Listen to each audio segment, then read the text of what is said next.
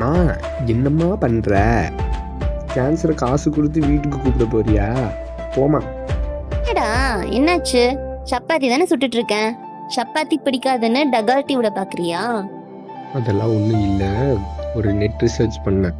இந்த கேஸ் ஸ்டவ்வில் டைரெக்டாக சாப்பாட்டு பொருளை வச்சா அப்படிதாங்க. இந்த கிளாஸ் பிளேன்ஸில் நிறைய கெமிக்கல் ரியாக்ஷன்ஸ் நடந்துட்டு இருக்கும். அதோட நம்ம சாப்பாட்டை டைரெக்டாக அதில் காண்டாக்ட் பண்ணும்போது அந்த கெமிக்கல் ரியாக்ஷன்ஸோடு சேர்ந்து நம்ம ஃபுட்டும் கெமிக்கலை அப்சர்வ் பண்ணும்.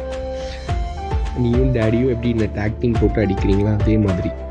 அப்புறம் ஸ்டவ்வோட பிளாக் கலர் க்ரீஸ், அப்புறம் அந்த பர்னரில் இருக்கிற பிளாக் கலர் க்ரீஸ் எல்லாம் வந்து ஃபுட்டில் டச் ஆகி அதுவுமே சாப்பிட்டா கேன்சர் ஆகுமாமா. ஓ, இவ்ளோ கெட்டது இருக்கா? சாரிடா தங்கம். ஆமாம்மா, பேசாமல் இப்போ இன்னைக்கு கடையிலே பரோட்டா ஆர்டர் பண்ணிக்கலாம். என்னம்மா?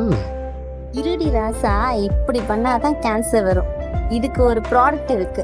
ப்ராடக்டை ஸ்டவ் மேல வச்சு சப்பாத்தியை இன்டைரக்டா சுட்டுக்கலாம். ஹெல்த்தியாவும் இருக்கும், பஃப்னும் வரும்.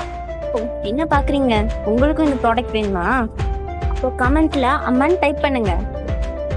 சொல்கிறா அப்படியா? சரி, ஏதோ ஏதோ ஏதோ வரேன்டா. நான் இன்னைக்கு சத்யா வீட்டுக்கு போகிறேன். இம்பார்ட்டண்ட்டாக ஒரு விஷயம் படிக்கணும். பாய். வர வர வர வர எப்படி டிமிக்கி கொடுத்துட்டு போறான் பாருங்க. இருடி, இந்த வீக் ஃபுல்லா விதவிதமா ரகரகமா சப்பாத்தி போட்டு சப்பாத்தி வரமாக்குறேன்.